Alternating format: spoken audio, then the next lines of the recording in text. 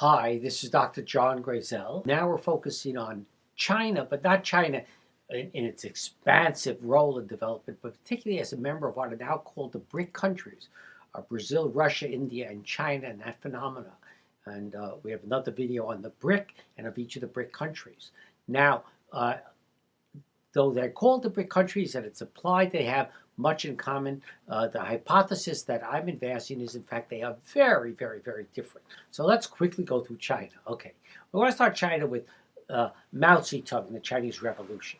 And basically, a revolution that, under the foundational principles of communism as expounded by Mao in his Red Book, was to create a more fair and equal society for those who are really the workers, and in reality, supposedly, to provide education, to provide health for all the people, to see that everybody had their rice bowl, meaning what they needed to live by, and a house and a job, and it played itself out that way under Mao to some extent, though on other times you had one of the world's greatest famines and you had prisons. But there was the foundational principle of communism at work.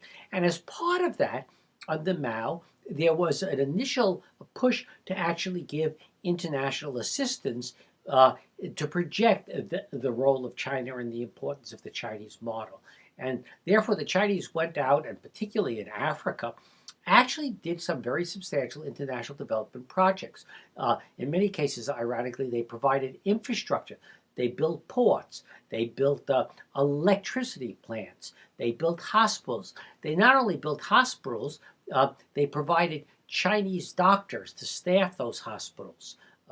And in many ways, there was an irony, because in the early days of development, now we're talking about the 60s and 70s, in many cases you had Western donors who relied upon Chinese-provided infrastructure, such as electricity and hospitals, to take care of themselves. Then you had, with the 70s, it actually began in the 60s, the Cultural Revolution in China. And that was the effort that basically said, hey, wait, we're losing our pristine revolutionary spirit. It closed down universities. It began to attack the intellectuals of China. It became very inward-looking. At the end of the Cultural Revolution, with the death of Mao and the unsuccessful attempt by what we call the Gang of Four to replace him, he was replaced by Deng Xiaoping, who had been a comrade of his and then fallen somewhat out of favor. And the story, as related actually by the establisher of Singapore, Lee Kuan Yew, is that actually on a visit to Singapore, he saw what Singapore had become. He actually said, people lied to me about it.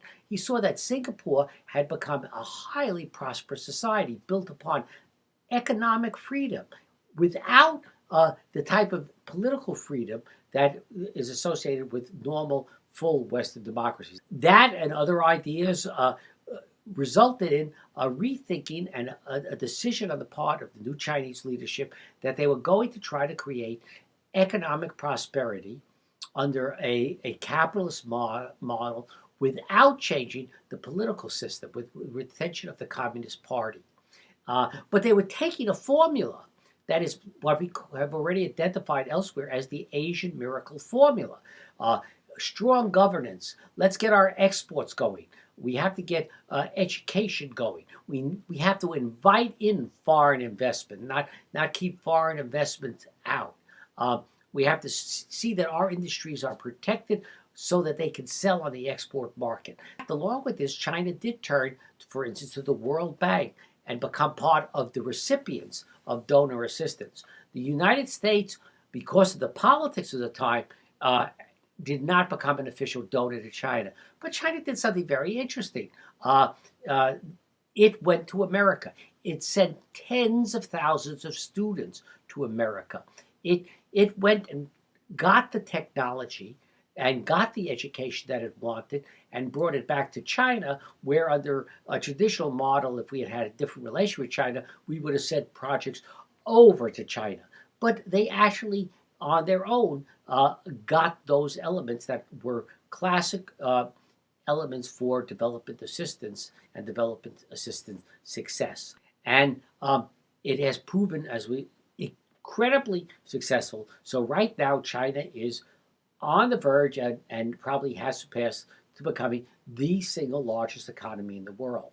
And people talk about this century as being potentially the century of China. And if we look at the formula, let's go back to our development formula, which was systematic cooperation in a sustainable and equitable fashion.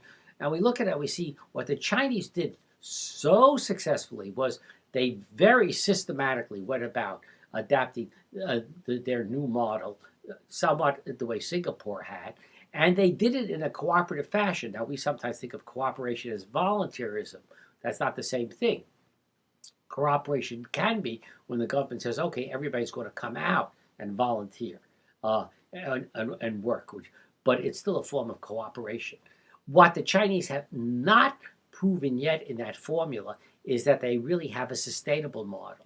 Certainly, environmentally speaking, they've paid a very high price to date in terms of economic development, and in terms of equity, the poor but spread benefit of communist equity has transformed itself into a gigantic, the world's largest middle class, large numbers of millionaires, but now large numbers of poor in China, particularly rural poor, who have had their normally past guaranteed services disappear.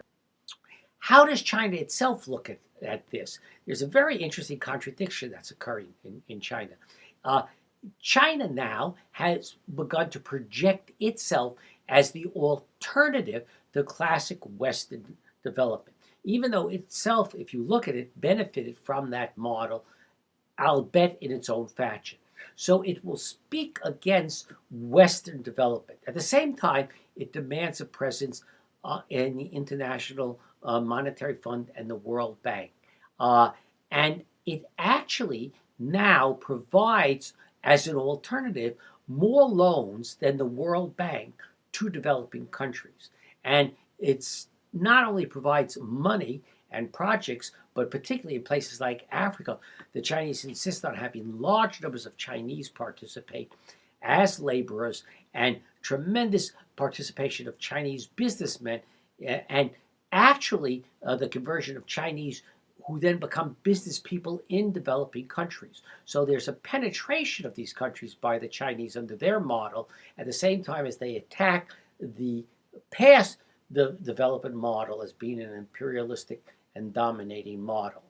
The way you resolve it, or the way most people tend to resolve it, is that it really has nothing to do with development. It has to do with Chinese projection of power in order to obtain resources that China feels it needs in the future for its own development. It does not, the bottom line is, China does not have a true development strategy. It doesn't have foundational principles of development the way communist China had. It has pragmatism in terms of what China needs. And this fits into an ancient Chinese view of itself as the Middle Kingdom, the center of the world. But of course, the world has become globalized. So now you're getting an interesting phenomenon that instead of China perhaps being the middle kingdom of a global world, it's looking to the globalization of the Middle Kingdom. But whatever interpretation you give, there's no question that China is now posing on the world an alternative challenge to the classic development model and trying to put in place a model that really ties countries to China, but purportedly in exchange giving to those countries, again, the type of large infrastructure projects for a modern country.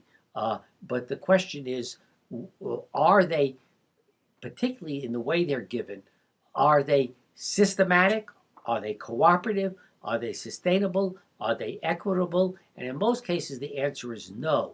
And therefore, the question arises is that type of Chinese assistance going to benefit those countries and prove itself more successful than Western, or is it actually going to be round two of what they experienced under original Chinese assistance, which it's there until it disappears.